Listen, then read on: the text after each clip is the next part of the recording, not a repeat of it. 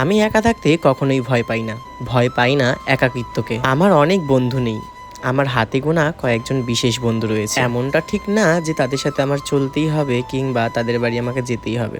আমার কারো বাড়ি গেলেও হয় কিংবা না গেলেও হয়। আমি নিজের বাড়িতেই চার দেওয়ালের মাঝে একা থাকতেই ভীষণ পছন্দ করি।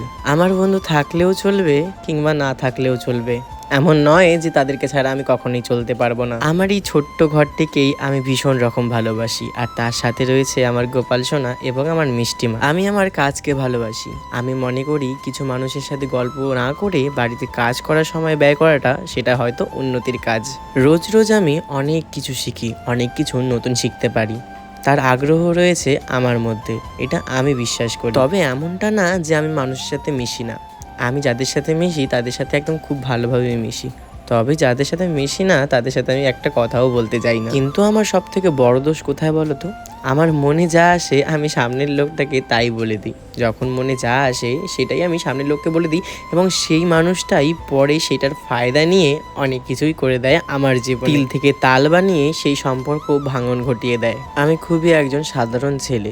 যখন কেউ আমাকে কিছু বলে আমি কিছুই মাইন্ড করি না, কিন্তু যখন দেখি সেখানে আমার বারবার অপমান হচ্ছে সেই জায়গা থেকে চুপচাপ বেরিয়ে আসার চেষ্টা করি এবং তাদের বুঝতেও দেই না। আমি চাই তারা আমার শূন্যতা অনুভব করুক। ভগবানের কাছে শুধু একটাই চাওয়া, ভগবান তোমার সেবায় যেন সারা জীবন এভাবে নিযুক্ত থাকতে পারি।